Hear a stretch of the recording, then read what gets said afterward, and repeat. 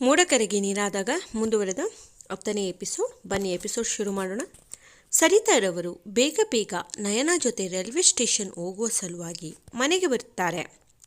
ಬಂದು ನೋಡಲು ಮನೆ ಬೀಗ ಹಾಕಿರುವುದನ್ನು ನೋಡಿ, ಇದೇನಿದು ಮನೆ ಬೀಗ ಹಾಕಿದೆಯಲ್ಲ, ಹೆಂಗೆ ಎಂದು ತಮ್ಮ ಫೋನನ್ನು ತೆಗೆದುಕೊಂಡು ವಿನೋದ್ರವರಿಗೆ ಕಾಲ್ ಮಾಡುತ್ತಾರೆ. ವಿನೋದ್ರವರು ಸರಿತಾರವರ ಫೋನ್ ರಿಸೀವ್ ಮಾಡಿ ಹಲೋ ಹೇಳು ಎಂದು ಹೇಳಲು, ಸರಿತಾರವರು ನಾನು ರೈಲ್ವೆ ಸ್ಟೇಷನ್ಗೆ ನಯನನ್ನ ಕಳಿಸೋಕೆ ಬರ್ತೀನಿ ಅಂತ ಅಂದಿದ್ದೆ ತಾನೆ, ಯಾಕೆ ಬಿಟ್ಟೋದ್ರಿ ಎಂದು ಜೋರು ಮಾಡುತ್ತಾರೆ.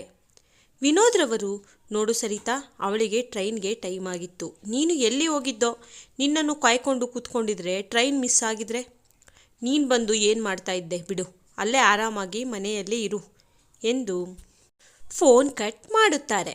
ಸರಿತಾರವರು ಸಿಟ್ಟಿನಿಂದ ತಮ್ಮ ಕೈ ಇಸುಕಿಕೊಂಡು, ಏನಿ ನನಗೆ ಯಾಮರ್ಸಿ ಹೋಗ್ತೀಯಾ, ನಿನ್ನನ್ನು ಬಿಡಲ ಕಣೆ ಎಂದು ತನ್ನ ಫೋನನ್ನು ತೆಗೆದುಕೊಂಡು ಮತ್ತೊಂದು ಫೋನಿಗೆ ಕರೆ ಮಾಡುತ್ತಾರೆ.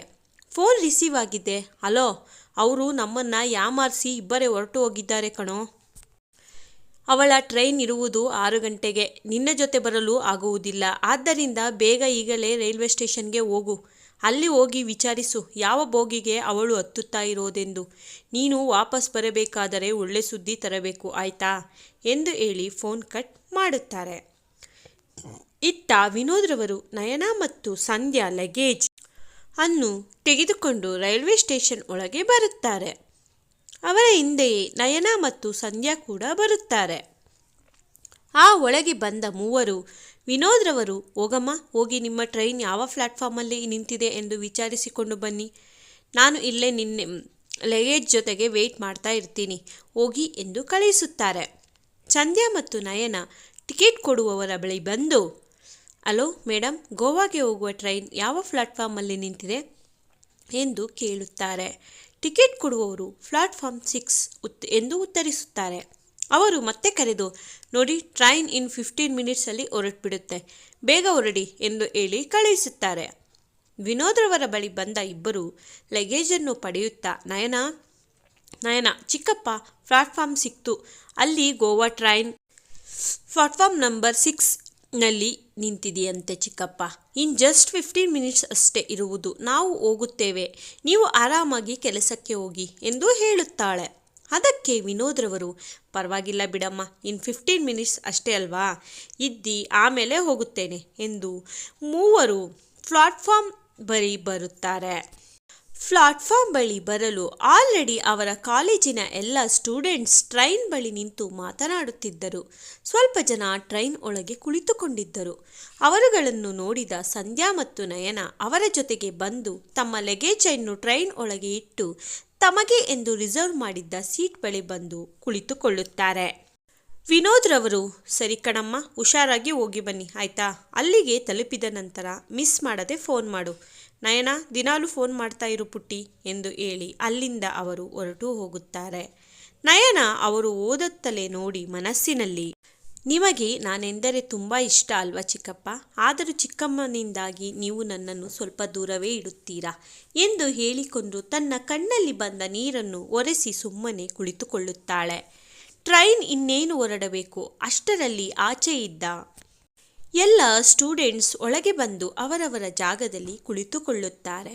ಅಲ್ಲಿಗೆ ಬಂದ ಟ್ರಿಪ್ನ ಇನ್ಚಾರ್ಜ್ ಎಲ್ಲರನ್ನು ನೋಡುತ್ತಾ ಎಲ್ಲರ ಬಳಿ ರೆಸಿಪ್ಟ್ ಪಡೆದು ಅದರಲ್ಲಿ ಅವರ ಸಿಗ್ನೇಚರನ್ನು ಮಾಡಿ ಅವರಿಗೆ ಮತ್ತೆ ವಾಪಸ್ ಕೊಡುತ್ತಾರೆ. ಅದೇ ಸಮಯಕ್ಕೆ ಅವರದ್ದೇ ಬೋಗಿಯ ಹಿಂದಿನ ಬಾಗಿಲಿನಿಂದ ಓಡಿ ಬಂದು ಒಬ್ಬ ವ್ಯಕ್ತಿ ಹತ್ತಿ ಕುಳಿತುಕೊಳ್ಳುತ್ತಾನೆ. ಇತ್ತ ಸಂಧ್ಯಾ, ನಯನ ಎಷ್ಟು ಖುಷಿ ಆಗ್ತಿದೆ ಗೊತ್ತಾ, ಗೋವಾಗೆ ಹೋಗ್ತಾ ಇದ್ದೀವಿ ನಯನಾ ಎಂದು ಖುಷಿಯಿಂದ ಅವಳನ್ನು ಅಪ್ಪುತ್ತಾಳೆ. ನಯನ ಕೂಡ ಖುಷಿಯಿಂದಲೇ ಎಂದು ಹೇಳಿ ಸುಮ್ಮನೆ ಕುಳಿತುಕೊಳ್ಳುತ್ತಾಳೆ. ಅವಳು ಮಾತಿಗೆ ಏನೂ ಪ್ರತಿಕ್ರಿಯೆ ನೀಡುವುದಿಲ್ಲ.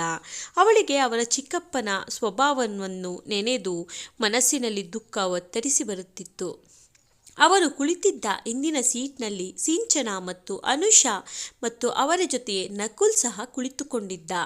ಇದುವರೆಗೂ ನಯನಾ ಮತ್ತು ಸಂಧ್ಯಾಗೆ ಅವರು ತಮ್ಮ ಜೊತೆ ಟ್ರಿಪ್ಗೆ ಬಂದಿದ್ದಾರೆ ಎಂದು ಸಹ ತಿಳಿದಿಲ್ಲ. ನಯನಾ ಮತ್ತು ಸಂಧ್ಯಾ ತಮ್ಮದೇ ಗುಂಗಿನಲ್ಲಿ ಮಾತನಾಡುತ್ತಾ ಖುಷಿಯಿಂದ ಕುಳಿತುಕೊಂಡಿದ್ದರು. ಅವರ ಬಳಿ ಬಂದ ಅನುಷಾ ಮತ್ತು ಸಿಂಚನ ಓಹೋಹೋ ನೋಡೆ ಟ್ರಿಪ್ಪಿಗೆ ಯಾರು ಬಂದಿದ್ದಾರೆ, ಕಾಲೇಜಿನ ಮಿಸ್ ಬ್ಯೂಟಿ ಬೇರೆ ಬಂದಿದೆ ಎಂದು ಅನುಷಾ ಸಿಂಚನಾಗೆ ಹೇಳುತ್ತಾಳೆ. ಅನುಷಾ ಮಾತನ್ನು ಕೇಳಿಸಿಕೊಂಡ ಸಿಂಚನ, ಮತ್ತೆ ಬರಬೇಕಲ್ಲ ಮಿಸ್ ಬ್ಯೂಟಿ, ಟ್ರಿಪ್ಪಲ್ಲೂ ಯಾರನ್ನಾದರೂ ಪಟಾಯಿಸ್ಕೊಂಡು ಬುಟ್ಟಿಗೆ ಹಾಕೋಬೇಕಲ್ಲ ಎಂದು ವ್ಯಂಗ್ಯವಾಗಿ ಮಾತನಾಡುತ್ತಾಳೆ. ಅಷ್ಟರವರೆಗೂ ಸುಮ್ಮನೆ ಕುಳಿತು ಕೇಳುತ್ತಿದ್ದ ಸಂಧ್ಯಾ ಎದ್ದು ನಿಂತು, ಓ ನಕುಲ್ನ ಚಮಚಗಳು ಬೇರೆ ಬಂದು ಬಿಟ್ಟಿದ್ದಾವೆ, ಬರೀ ಚಮಚಗಳು ಮಾತ್ರ ಬಂದಿದ್ದಾವ, ಇಲ್ಲ ಚಮಚನ ಮೇಂಟೈನ್ ಮಾಡೋನು ಬಂದಿದ್ದಾನ ಎಂದು ಅವಳು ಸಹ ವ್ಯಂಗ್ಯವಾಗಿ ಸಿಂಚನ ಮತ್ತು ಅನುಷಾನನ್ನು ನೋಡಿ ವ್ಯಂಗ್ಯ ನಕ್ಕು ನಯನಾಗೆ ಹೇಳುತ್ತಾಳೆ. ಸಂಧ್ಯಾನ ಮಾತು ಕೇಳಿಸಿಕೊಂಡ ಅನುಷಾ ಮತ್ತು ಸಿಂಚನಾಗೆ ಮೈ ಹುರಿದು ಹೋಗಿತ್ತು. ಇಬ್ಬರು, ಲೇ ಯಾರನ್ನೇ ಚಮಚ ಅಂತ ಹೇಳ್ತಾ ಇರೋದು ನೀನು? ಯಾರೇ ಚಮಚ? ನೀನು ಕಣೆ ಚಮಚ, ನಯನ ಚಮಚ.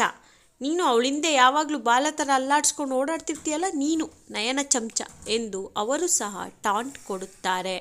ಹೀಗೆ ಮೂವರಿಗೂ ಮಾತಿಗೆ ಮಾತು ಬೆಳೆದು ಅಲ್ಲೇ ಜಗಳವಾಡಲು ಶುರು ಮಾಡಿದ್ದರು. ನಯನ ಸಂಧ್ಯಾಳನ್ನು ಬಿಡಿಸಲು ಎಷ್ಟು ಪ್ರಯತ್ನ ಪಟ್ಟರೂ ಸಂಧ್ಯಾ ಮಾತ್ರ ಸುಮ್ಮನಾಗುತ್ತಿರುವುದಿಲ್ಲ. ಅಷ್ಟರಲ್ಲಿ ನಕುಲ್ ಸಹ ಬಂದು ಅನುಷಾ ಮತ್ತು ಸಿಂಚನಾಳ ಕೈಯನ್ನು ಹಿಡಿದು ಎಳೆಯುತ್ತಾ, ಸುಮ್ಮನಿರ್ರೆ, ಯಾಕೆ ಹಿಂಗೆ ಜಗಳ ಮಾಡ್ತಾ ಇದ್ದೀರಾ ಎಂದು ಹೇಳುತ್ತಾನೆ. ಆದರೂ ಸುಮ್ಮನಾಗುವುದಿಲ್ಲ ಅವರು. ನಕುಲ್ನ ಮುಖ ನೋಡಿದ್ದೇ ನಯನ ಸಂಕೋಚದಿಂದ ತನ್ನ ಸೀಟಿಗೆ ಬಂದು ವಾಪಸ್ ಹೋಗಿ ಕುಳಿತುಕೊಳ್ಳುತ್ತಾಳೆ. ಅವಳು ಹಾಗೆ ಇಗ್ನೋರ್ ಮಾಡಿ ಹೋಗಿದ್ದು ನಕುಲ್ಗೆ ಇಷ್ಟವಾಗಲಿಲ್ಲ. ಬಲವಂತದಿಂದ ಅನುಷಾ ಮತ್ತು ಸಿಂಚನ ಕೈಯನ್ನು ಹಿಡಿದು ಎಳೆಯುತ್ತಾ, ಈಗ ಸುಮ್ಮನೆ ಬಂದ್ರಿ, ಸೀಟ್ ಮೇಲೆ ಕೂತ್ಕೊಳ್ಳಿ ಎಂದು ಎಳೆಯುತ್ತಿರುತ್ತಾನೆ. ಆದರೂ ಹೆಚ್ಚು ಮಾತನಾಡದೆ ಸಿಂಚನ ಮತ್ತು ಅನುಷಾನನ್ನು ಬಿಡಿಸಿ ಕರೆದುಕೊಂಡು ಹೋಗುವುದರಲ್ಲಿದ್ದ. ಇವರ ಕಿತ್ತಾಟ ಜೋರು ಆಗಲು ಸ್ಟೂಡೆಂಟ್ಸ್ ಜೊತೆಗೆ ಬಂದಿದ್ದ 3-4 ಪ್ರೊಫೆಸರ್ ಸಹ ಅಲ್ಲೇ ಹಿಂದೆಯೇ ಅವರ ಸ್ಟೂಡೆಂಟ್ಸ್ ಜೊತೆ ಕುಳಿತುಕೊಂಡಿದ್ದರು. ಆ 4 ಜನ ಪ್ರೊಫೆಸರ್ ಎದ್ದು ಈ ಮೂವರ ಬಳಿ ಬಂದು, ಶಟ್ ಅಪ್ ಸ್ಟೂಡೆಂಟ್ಸ್, ಎಷ್ಟು ಗಲಾಟೆ ಮಾಡ್ತೀರಾ ಎಂದು ಗದರುತ್ತಾರೆ. ಪ್ರೊಫೆಸರ್ ವಾಯ್ಸ್ ಕೇಳುತ್ತಲೇ ಎಲ್ಲರೂ ಸೈಲೆಂಟಾಗಿ ಅವರವರ ಜಾಗಕ್ಕೆ ಹೋಗಿ ಕುಳಿತುಕೊಂಡಿದ್ದರು.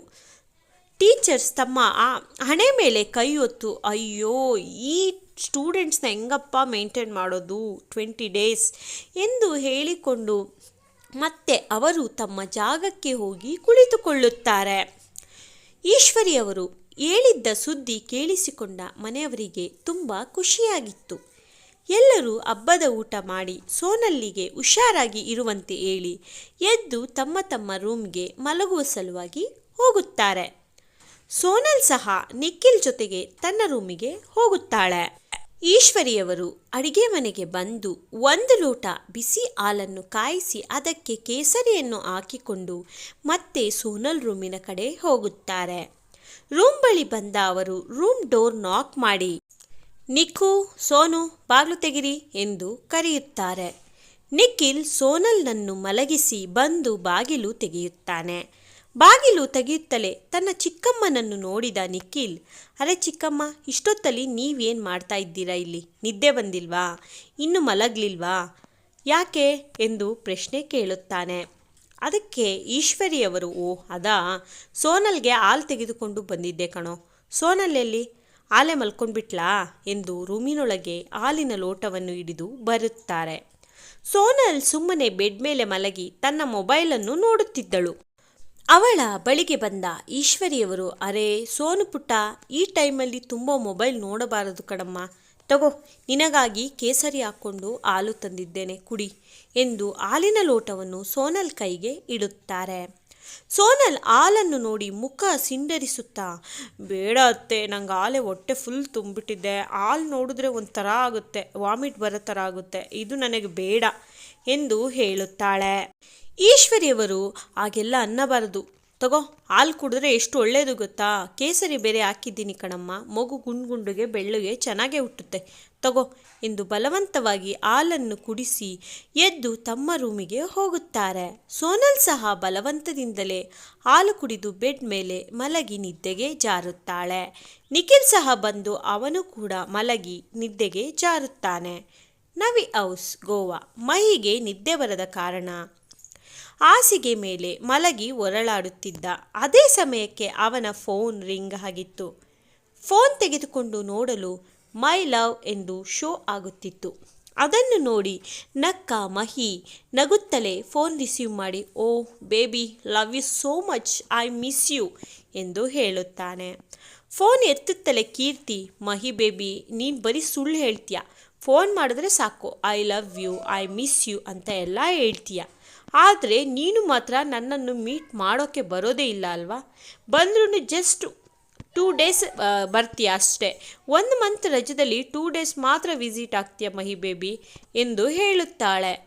ನೀನು ಏನು ಮಾಡ್ತೀಯೋ ನನಗೆ ಗೊತ್ತಿಲ್ಲ ಮಹಿ. ನೀನು 20 daysಲ್ಲಿ ಏನಾದರೂ ಮನೆಗೆ ಬಂದಿಲ್ಲ ಅಂದರೆ ನಾನು ಸೂಸೈಡ್ ಮಾಡ್ಕೊಂಡ್ಬಿಡ್ತೀನಿ ಅಷ್ಟೇ ಮಹಿ.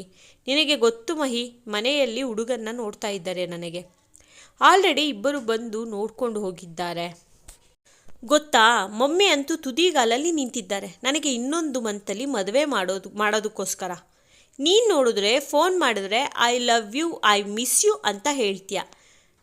ನಾನು ನಿನ್ನ ಬಗ್ಗೆ ಮನೆಯಲ್ಲಿ ಹೇಗೆ ಮಾತಾಡೋದು? ಮಹಿ, ನೀನೇ ಬಂದರೆ ಇಬ್ಬರು ಒಟ್ಟಿಗೆ ಮಾತಾಡ್ಬೋದು ಅಲ್ವಾ ಮಹಿ? ಪ್ಲೀಸ್ ಕಣೋ, ಅರ್ಥ ಮಾಡ್ಕೊಳ್ಳೋ ಬಾರೋ ಎಂದು ಎಮೋಷ್ನಲ್ ಆಗಿ ಮಾತನಾಡಿ ಅಳಲು ಶುರು ಮಾಡುತ್ತಾಳೆ. ಮಹಿ ಅವಳ ಎಲ್ಲ ಮಾತನ್ನು ಕೇಳಿಸಿಕೊಂಡ ನಂತರ, ಹೇಯ್ ಕೀರ್ತಿ, ಸಾರಿಡಾ, ಅಳ್ಬೇಡ ಪ್ಲೀಸ್. ಸರಿ, ಮಿಸ್ ಮಾಡಲ್ಲ ಬೇಬಿ, ಗ್ಯಾರಂಟಿ ಬರ್ತಿದ್ದಂಗೆ ನಂದು ನಿಂದು ಮದುವೆ ಫಿಕ್ಸ್ ಮಾಡಿಸ್ತೀನಿ ಆಯಿತಾ, ಪ್ಲೀಸ್ ಎಂದು ರಿಕ್ವೆಸ್ಟ್ ಮಾಡಲು ಕೀರ್ತಿ ತನ್ನ ಕಣ್ಣನ್ನು ಒರೆಸಿಕೊಂಡು ನಗುತ್ತಾ, ನೀನು ನನ್ನನ್ನು ಎಷ್ಟು ಬೇಗ ಕರಗಿಸಿ ಬಿಡ್ತೀಯ ಅಲ್ವಾ, ಹೇ ಹೋಗೋ, ನಿನ್ನ ಜೊತೆ ನಾನು ಮಾತಾಡಲ್ಲ ಎಂದು ಫೋನ್ ಕಟ್ ಮಾಡುತ್ತಾಳೆ. ಮಹಿ ಫೋನ್ ಕಟ್ ಮಾಡಬೇಡ ಅಂದಿದ್ದೇ ಬಂತು. ಕೀರ್ತಿ ಆಲ್ರೆಡಿ ಫೋನ್ ಕಟ್ ಮಾಡಿ ಆಗಿತ್ತು. ಫೋನ್ ಪಕ್ಕಕ್ಕೆ ಇಟ್ಟು, ಏನೋ ಗೊತ್ತಿಲ್ಲ ಕೀರ್ತಿ, ನಿನ್ನ ಮೇಲೆ ನನಗೆ ಜಸ್ಟ್ ಅಟ್ರಾಕ್ಷನ್ ಅಷ್ಟೇ ಇರೋದು ಅಂತ ಅನ್ನಿಸ್ತಾ ಇದೆ. ಆ ಥರ ಸ್ಟ್ರಾಂಗ್ ಲವ್ ಥರ ಎಲ್ಲ ಫೀಲಿಂಗ್ ಬರ್ತಾನೇ ಇಲ್ಲ ಕೀರ್ತಿ.